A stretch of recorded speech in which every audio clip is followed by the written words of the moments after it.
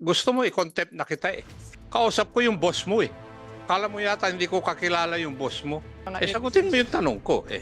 If you're going to evade to answer the questions, sa susunod ay papakulong na kita eh. Mr. Martinez, dati yung transport, ang kausap ay auto kit. Ang offer, 200,000 per unit. Tama, doon sa mga nagre-reklamo. Ha? Yes, Your Honor. Yes. Nabigla na lang kayo, nagbago. Napunta sa Mahindra. Ang offer, 400,000 per unit. Tama, Mr. Martinez. Your Honor, ang... Tama. Yes, Your Honor. Gusto mo i-contempt na kita eh. Kausap ko yung boss mo eh.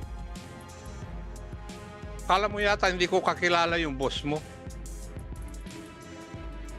The amount given as a discount was 16 million for 40 units. Tama? Yes, Your Honor.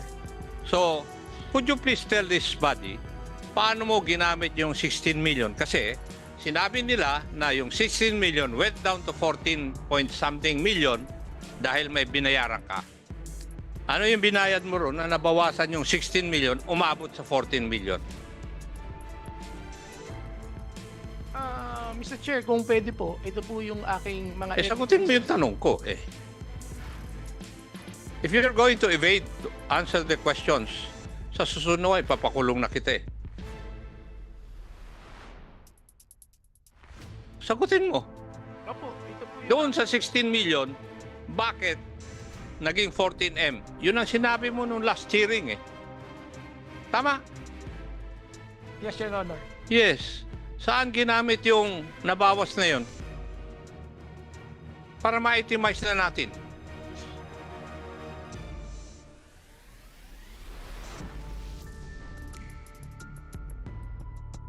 Your Honor, kasi po, before pa lang na nagkaroon na ng LOG, nag-cash advance na po sila ng 800,000. Hindi. Sagutin mo muna. Sagot ko. Kung iyan mo, 800,000 yung kinas advance. Kasi ikaw ang una nag-finance dito eh. Opo, Your Honor. Yes. Yes. Ikaw ang unang nag-finance. So, sagutin mo ako. Saan napunta yung 2M na nabawas sa 16M? Saan napunta yung 16? Possible po. Yan yung natira po ay sa commission ko po. Possible po. Commission mo yung 2M. Opo. O, so natira 14M. Opo. Yun, kasama na yung gastos sa pagpaparehistro.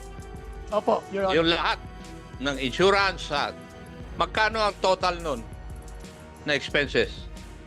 Nasa 4.5 po lahat. So, 14 point something minus 4.5 will amount to more or less 10M ang natitira.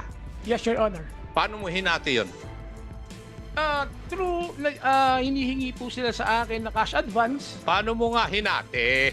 Mr. Chair, dagdag ko lang Ikaw kasi, naman, no? 6.4 pa rin yung binawas doon because of the government subsidy. Tama yon? Tama? Okay. So, bawas yon doon sa 10. So, may natitira 4. Malayo yun. Mr. Chairman, hindi kasi, tinan mo ha, may I explain lang, briefly, Mr. Chair. 16 million yung commission. Yeah. Okay. 16 million yung ano ha, hindi ko dinidepensa to ha, wala akong dinidepensa sa inyo. Remember that we are trying to ferret out the truth. 16 million ang binigay sa iyo. 2 million ang commission mo. 4.5 ang ginastos doon sa mga procurement na sasakyan. So that is 6.5 plus 6.4. So ilan yan? 12.9.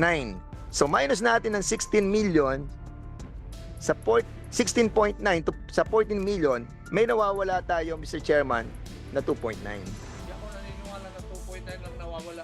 Ayan. O, so, yun. Ang ating chairman, hindi naniniwala. So, Alpha Martinez, kung may nawawala nitong 2.9 na to, nagbigay ka sa kanila ng 500,000 na sinasabi mo. So, nasaan ang 2.4? Sino kumuha ng 2.4? Dahil may natitira pa eh. Di ba? So, kinuha mo ba to? Hindi po, Your Honor. Ito nga po, meron po akong mga katibayan dito kung paano ko po naibigay sa kanila yung mga natitira na pera. So magkano yung binigay mo sa kanila yung total? O basta bawasin na natin, 2 million na komisyon mo. 4.5 doon sa ginastos nyo, doon sa sasakyan, sa pagbili, lahat na yon. 6.4 yung subsidy ng government. So may natitirang 2.9. Nagbigay ka ng 500 something, sabihin na natin. So may natitira pang 2.4. Nasaan yung 2.4? Your Honor, hindi ko po talaga alam kasi binigay ko po. Hindi, talaga sinabi sa kanila. mo, ikaw tumanggap ng pera eh. Kanina mo binigay yung 2.4 na natitira pa. Sa kanila po, kila Julie Ano Tablan. ang katotohanan? Patunay mo na binigay mo sa kanila. Ito nga po, Your Honor, meron po ako ritong mga text message namin sa Messenger na magpapatotoo ng lahat po na natanggap nilang pera, Your Honor. Asan yung pagpapatunay mo na na-receive nila? So kung merong video, isa yan. O ano pa? Meron po ako ritong cheque na nakuha ko po sa aking bangko na tinanggap po na sa pangalan po nila. Can you kindly submit to us kung ano yung mga cheque na sinasabi mo? Para makita namin. Mr. Chair, there must be somebody lying between the two of these eh. Can you kindly give it to us? Kanino nakapangalan yung cheque na yan? Kay Miss Julie Tablan po, Your Honor.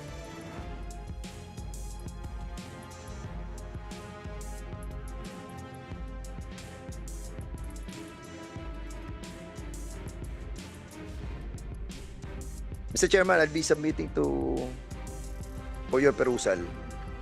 And this is 300,000. Julie, tinanggap mo ba yung 300,000?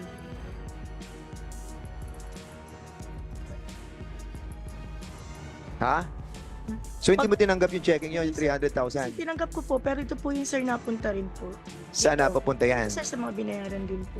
Ba't hindi sa kooperatiba mo pinaano yung cheque? Ba't hindi sa kooperatiba binigay yung cheque? Bakit kay Julie? Ako sir, nasa operation po. But it should be addressed to the cooperative, isn't it? Di ba? Di ba dapat kooperatiba ang cheque? Not personal? Kaya hindi pumasok sa account mo dahil sa iyo in-issue yung 300,000. Did you put that into the book of accounts? Binigay mo ba sa book of accounts? Sir, hindi po namin nailagay po sa book. Bakit of hindi? accounts po. Eh sabi yan, pera yan para saan yan? Para saan yung pera yung 300,000 na yun? Lahat po yan para po sa mga gagastusin sa kooperatiba po. Oh, so sa inyong minutes nakalagay ba yung 300,000 na yan? Opo sir, ito po yung total niya. Sir Dan, idagdag ko pa po. Kasi po, ang... Oh, so Ano? Opo, Sa minutes, kasama yung 300,000. Alam mo ba yung minutes?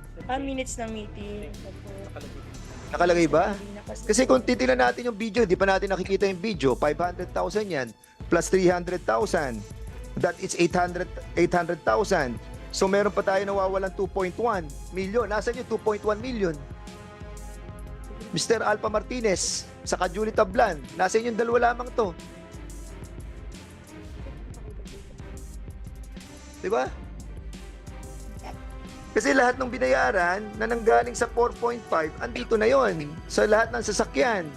Kung 2 million sa kanya, 6.4 sa guarantee, yung advance para doon sa mga other operating expenses, terminal o pagpapaayos ng ano nyo, whatever, asan yun?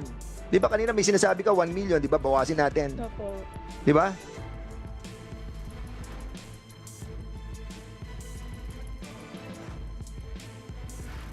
So how can you explain the check that was issued to you personally?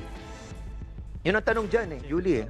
Opo, ito nga yung pambayad. Alam ba ng presidente mo na na-issuean ka ng 300,000? Opo, Raul, pinapaalam ko naman po alam mo kay yung Chairman. 300,000 Opo. that was issued to Julie personally? Di-report po niya sa akin. Sabi ko basta lahat ng babayaran mo may resibo. How Partner about pa. the board of directors? Alam niyo yun, mga board of directors? Alam niyo ba? Yun na nga Hindi pa po ako board nung That time na time. yun. Yung dati mga board of directors na tinanggal, were you able to find out or it was reported through the board meeting about the 300,000 that was given and the 500,000 that was given also by cash? Your Honor, wala po yan sa minutes of the meeting namin at sabi nga po ng chairman namin that time, yan ay nasa non-disclosure agreement. Kaya wala po silang dinidisclose sa amin kahit po sa GA, kahit po sa naisubmit na audited financial statement sa CDA, wala po yung sinasabi nila. Is this true that you have mentioned that there is non-disclosure on this matter? Mr. Asuncion.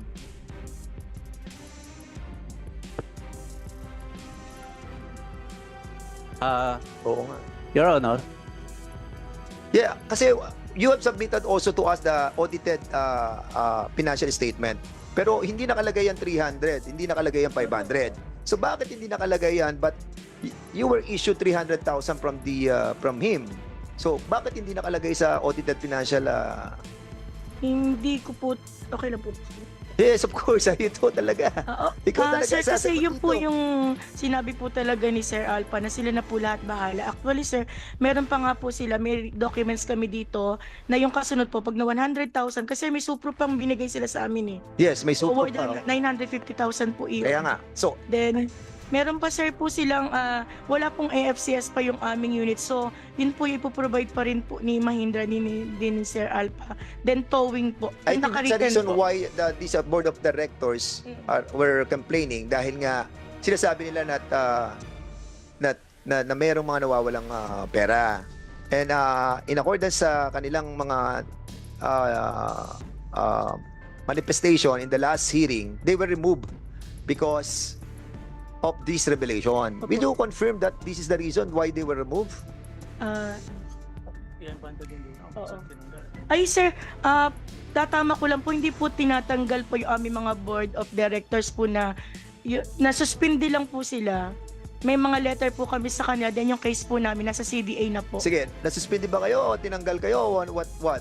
May decision na ba o wala? Kami po ay sinuspinde, pero doon po sa letter doon sa isa naming kasamahan, siya po ay pinitisyon na sumulat po ang mga members on good standing na kami po ay tatanggalin. Pero I think that was December. Tinanggal na po yung suspension namin pero hindi po kami pwedeng umattend ng board meeting ng 3 months at kami po ay non-mix na po kami. Tinanggal na po yung karapatan naming bumoto. I think Mr. Chairman, no, aside sa 500 saka 300,000 that was given, may nawawala pa ring 2.1